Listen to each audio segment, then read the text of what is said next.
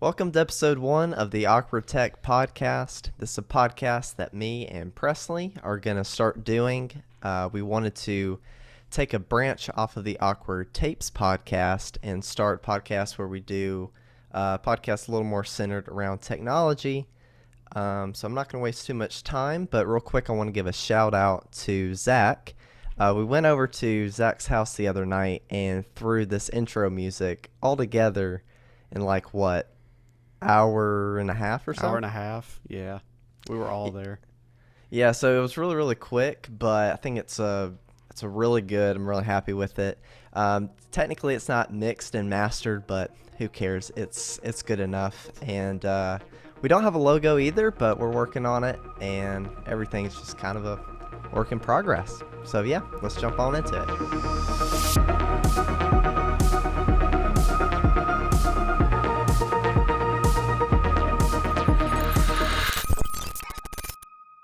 All right, and we're back. So today for episode 1, we wanted to talk about something that I think is pretty exciting and also new in the world of tech. Recently, I think like a few weeks ago, Apple had their WWDC event, and in typical Apple fashion, at the very end, they had one more thing to announce, which a lot of people kind of knew was coming. And that is the Apple Vision Pro headset. So real quick, I kind of want to explain what it is for people who don't know. This is an AR or VR, it's both, headset. VR, virtual reality, basically when you put on a headset, the world around you is in a completely different world than what you are in right now. It takes you somewhere else. AR, augmented reality, takes the world around you using, I think this thing has like 6 different cameras all around, and it basically takes the world around you and puts digital information over top of it, kind of as an overlay. So that's kind of the difference, and that's what Apple announced. Facebook has had their Oculus Quest for a while now, but now Apple is jumping into the game of VR. So have you seen it, Presley? What do you give us your thoughts on it, first impressions? Yeah, I didn't watch the full WWDC, and I like how they always say one more thing, because you never know what's coming, and it's usually good. But that one more thing, I think, took like 45 minutes or so. Yeah. I've heard. Yeah, it was I long. didn't watch the full thing. I watched a 25-minute recap after the fact. Mm-hmm. I don't remember how long the actual WWDC was, but those events are usually a while. I don't really keep up with Apple like I used to, but I'm still getting used to the new format that they've chosen to do of more of a cinematic presentation. So Yeah. I like that. Those are always getting better and better. But it's so dramatic. Everything it's just funny. The way they name everything, but specifically about the VR headset. Off the bat, I think it's interesting that they don't say the word VR or VR headset at all for the entire presentation, and that kind of goes along with just Apple being Apple. But it is a VR headset, but I guess they don't want to be tied to any of the what's out there now. They want to be I think their they own called it thing. like mixed reality or something. Welcome to the era Probably. of spatial computing, and everything's got to be revolutionary and never done before. That's everything they do. Yeah, that's everything they do though. But yeah, so but go ahead. as far as the headset itself, I have to give it to them. It is revolutionary. I, off the top of my head, Apple usually takes their time with products. They usually come in last, but whenever they do come in, it's usually a perfected product. I think it's interesting that it will not be released for another year. Yeah. That kind of gives developers some time to get in there with the software, which I think they're calling Vision OS.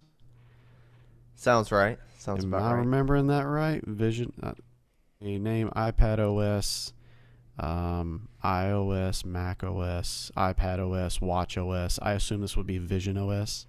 Mm-hmm. I'm a little confused by the name. last thing off the top of my head, Vision Pro. I thought you had to have a original before you had to have a Pro. That was a little Well, confusing, but it definitely has a Pro price point. yeah. So So I'm kind of glad you brought that up. That was one of the things I wanted to talk about. So for people who don't know, this is something that they announced, a few weeks ago.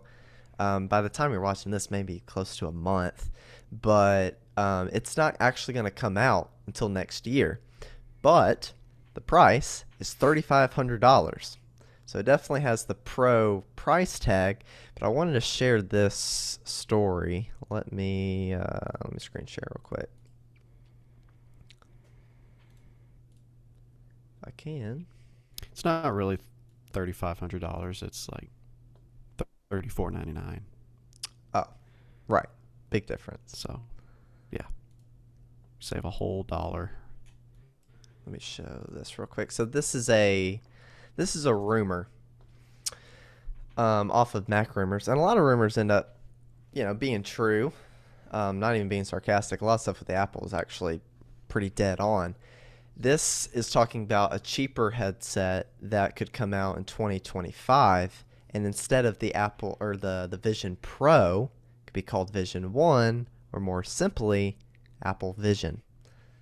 So, yeah, I I could thought see that. this, yeah, I thought this was really interesting because $3,500 is kind of a lot for most people, and I mean, we can talk about some of the use cases of it, but I don't see this being something that everyone's going to be able to just jump on board with and afford.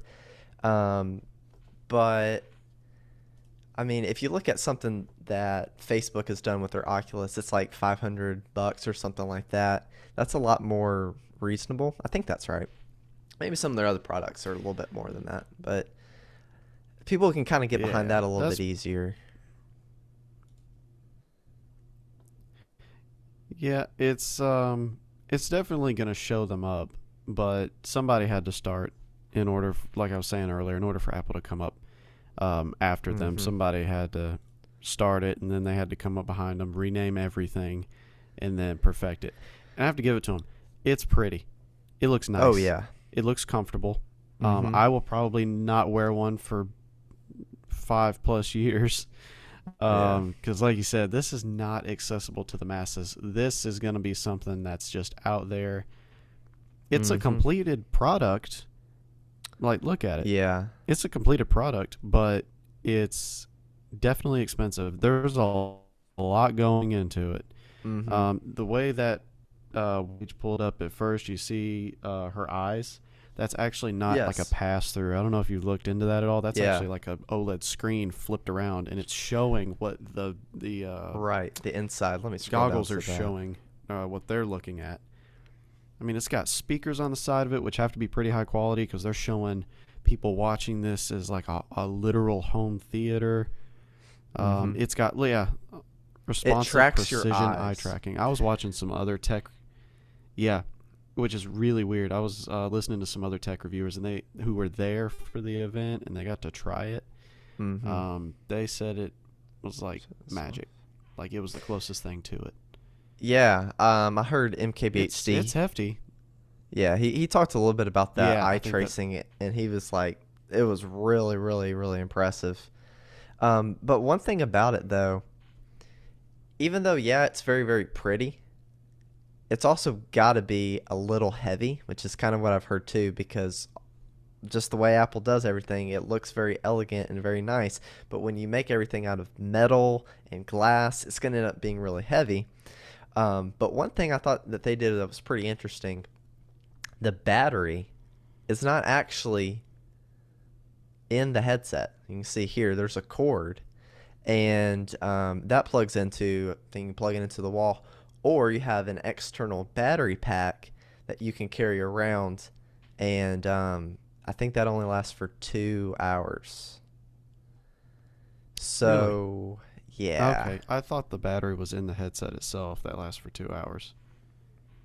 No, no, it's not in the actual headset. You have to have an external battery pack, which on the one hand, that's kind of a good thing because if they added the battery in there, it'd be even heavier. and thicker and bigger, and it keeps Yeah. going away and away from your face. Whereas this, it looks like it's pretty close to your face. They kind of look like ski goggles. I've been seeing people kind of making fun of them a little bit, but I I think they mean, did a good job overall. yeah, that's not a bad thing to compare it to. At least that's something that people are familiar with. Right. Um, I saw someone else also compared their video to a Ready Player One clip. Yeah. Let me It's actually like pull it back up. yeah, I when the know video exactly what you're talking starts, about. it's an exact parallel. I mean, it goes in on his right side instead of his left side, but it's This right yeah, here. this yep, That is the it's exact it's thing. literally the exact flip. Mm-hmm. Um, I did think it was interesting. Of course, with this being Apple, it integrates with everything else Apple. I thought it was interesting. You kind of feel like Tony Stark with all the different floating windows, and you can Mm-hmm. interact with it, highlight different things with your eyes.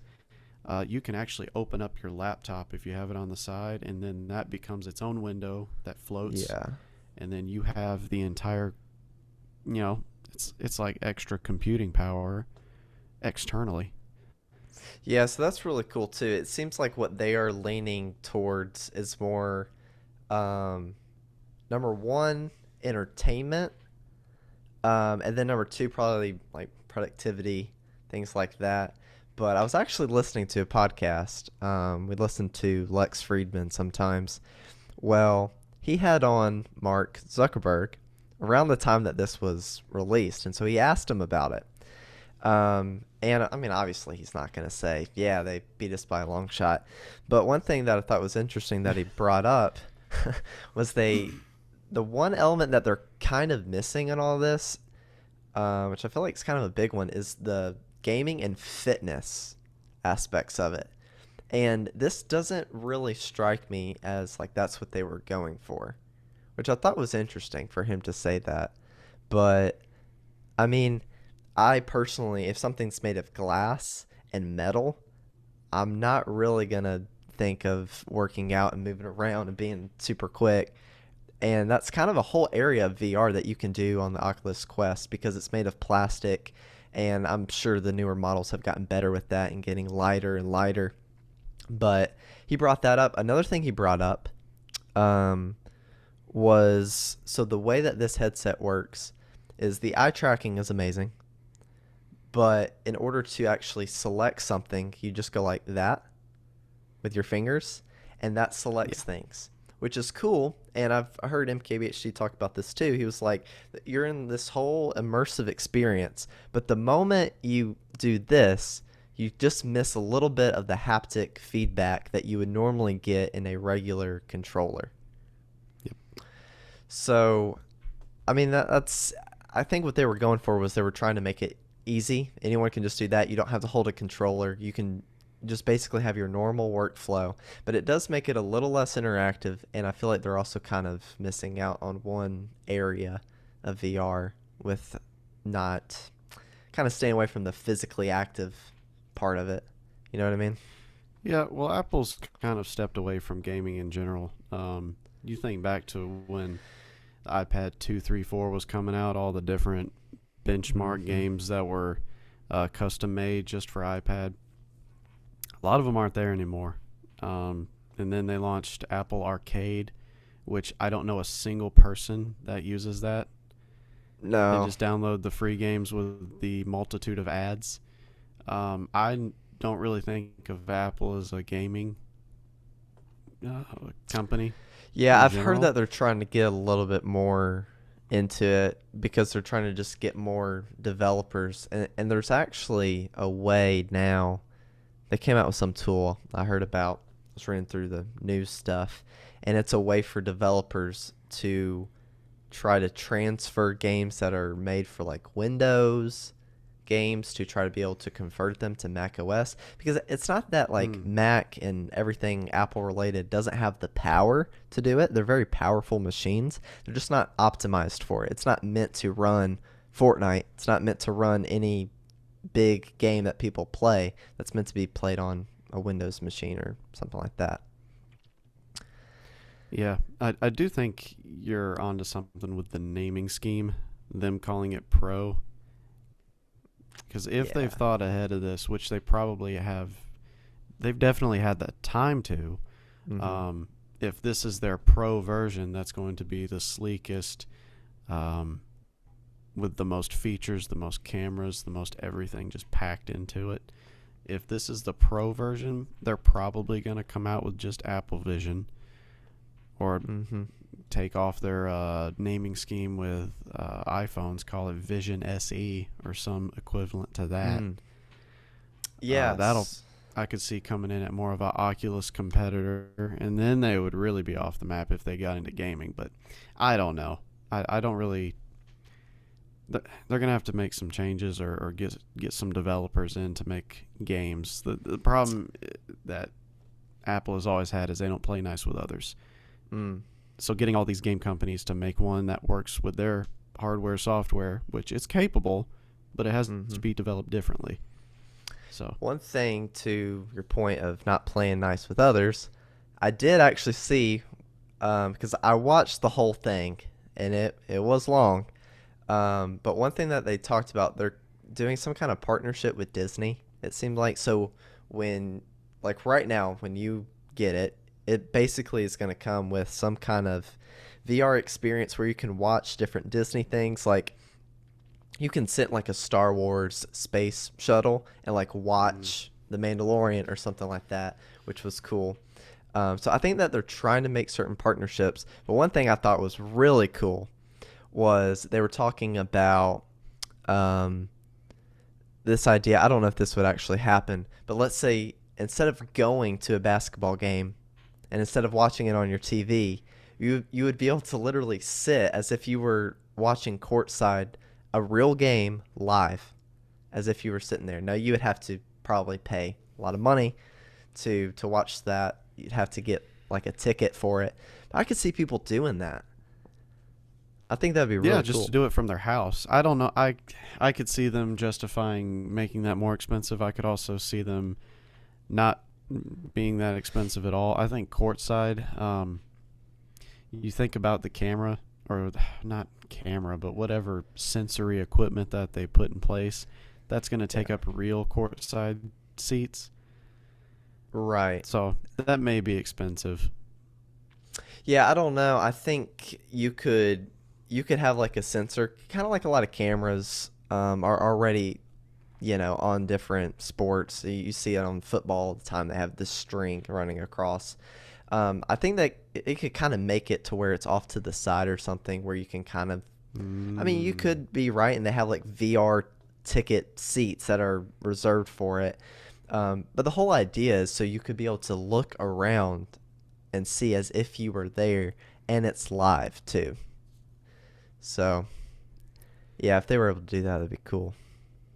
yeah, and there's so many things that we're probably not even thinking of that are going to come from this technology, but it's cool. I'm glad they're doing it. They're definitely doing things the Apple way of to the extreme and waiting until things are perfect. Uh, it, I just saw it pointed out somewhere on that same topic of how they like to name everything. Mm. They will, I don't know, they come up with their own names for every piece of hardware and software that there is. Like I was saying in the beginning, like they will not use the words VR, virtual reality, virtual headset, because Yeah, it's got to be it comes their down own. to it comes down to a control thing. Hmm. Whereas if they name these things, then that means they get to control the language and the verbiage of how it's presented. Whereas if you say VR, it's like, well, if one company, Oculus or whoever, does something stupid, then that kind of tanks the reputation of them inadvertently. Mm-hmm. So Yeah, I that's thought it was true. interesting. Mm-hmm. Um, well, what do you think? Do you think that this is something in like 5, 10 years that we're all going to be able to have a headset? Like, how much do you think that this is going to be adopted by everyone? Because right now, it's not very practical. Unless you're the Kardashians, you're not going to be all walking around like, hey, let's go watch a TV show. and then all your kids put on a VR headset and watch it together, like they're saying you're in a movie theater and stuff. It's not practical right now, but when it's cheaper, when they can make a version that more people, like if they came out with Vision SE, kind of like how they have the iPhones, they'll make an SE version. They were able to do that, make it cheaper. A lot of people could end up using it. So, do you think it's going to get to the Ready Player One level? Do you think somewhere in the middle? And then what kind of time frame do you think all that could happen? There's a lot there. Uh-huh. Well, just to start it off, if people will adopt it, I don't know. It's hard to think of a futuristic mindset, because if you ask people back in the 80s and 90s even, if they were going to Yeah. carry cell phones, it's like, well, someone's concept of a cell phone in the 90s was a literal brick with an antenna. Mm-hmm. So if you would have asked them that at that time, they would have said, no, nobody's going to carry that around all the time. Who wants to do that? You'd have to carry a purse or something. It's like they never considered the fact that it would get smaller. I think if these became shrunk down to the literal equivalent of sunglasses, I think people would do it, but you've got to make it something that people are comfortable with and something that's acceptable. I didn't think Apple Watches were very stylish when they first came out. I didn't think people would want them because of the same reasons. The design, they definitely stick out. You're going to get a lot of attention, and the price point. But that's the exact same thing those are the exact same things that are making this stand out. I'm trying to imagine somebody walking down the street with a pair of these on. That's really weird. And you even see in the video of the dad leaning down to take like a live photo with the goggles. Yeah. Let me actually It's throw like, that up there. that's going to be a special moment to look back on while you're pulling that up. That's going to be a special moment to look back on. But I could see the what do you call them? The social. I don't know. Yeah, is that it? Yeah. Those that are all worried about socializing and making sure Yeah, I you're in see the what you're moment. And Yeah, I heard some criticism over that too. Like, why would if you're gonna take a picture, why would you be like, hold on, let me get my headset on? You get the headset on, and then you press it, because the whole idea with this versus using your phone is that this is actually 3D. So when you go back and watch it, you're actually going to be able to see the image. You're going to be able to like see in this example has your kids. You'd be able to like look and you'd be able to see them in a 3D, three dimension, right? But yeah, I also think you're it'd be kind great of to look. not present. Yeah, you're not really there in the moment. I think it would be great to look back on. I don't think it's any different using a disposable camera versus using your iPhone. There's not much difference there, and socially, there's not much of a question there, except for people who are already looking to demonize phones and technology and advocating for living in the moment. I don't think realistically that's a difference, but I don't think people are going to be out and about outside of their home saying, let me put on my goggles and enjoy the moment. Yeah, I was thinking too, like, okay, when would I actually use this thing? And I was like, all right, well, if I go out, I'm at a coffee shop and I'm editing, I'm not gonna bring a headset. I don't think, because I feel like that's so. Number one, you're gonna get a lot of Well, looks. Are you by It gets yourself? distracting. Well, I was thinking the only time that I would do it is by myself, probably at home, and then you kind of start to take away from all the opportunities you could use it, and I would just use my Mac. Yeah. But also that could be me being an old geezer and I'm not seeing the future. You know? Oh, maybe. I do think it's going to definitely be more comfortable in your home. Like, I don't use I don't want to activate her, but I don't want to use Siri when I'm out in public. It just looks Yeah. weird, and anytime I do, people make fun of it. Yeah. Or like on my watch, especially. That's just easier, just to hold down the crown on the watch and speak to Siri, remind me to do this, than it is to pull out my phone and do it, or to make the reminder manually. But from an at-home experience, I think absolutely that's kind of what You see the stereotypical streamer setup. Look how he's Yeah. just surrounded by technology. Think about Ninja. And think about how he's just surrounded by technology, or any other streamer that just has screens surrounding them. It's Hmm. the same thing, Right. I feel but like it in could get a freer sense. right. Yeah, it could be better. But also too, I was thinking like going back to the use cases for it, either entertainment or people who are working. As far as workflow, it would be cool, and ultimately it might get to the point to where you don't need to buy monitors, you don't need to buy all this extra stuff. Hmm You could just have your VR headset and then you carry around a keyboard and a mouse. That could I be think cool. that's I think that's what they're pushing for. Because if you look in the Yeah. demo videos, they don't have a screen at home. They were Right. just on their couch watching it with a VR headset. Granted, they were by themselves because you would have to buy one for everyone, and then that's just Well, expensive.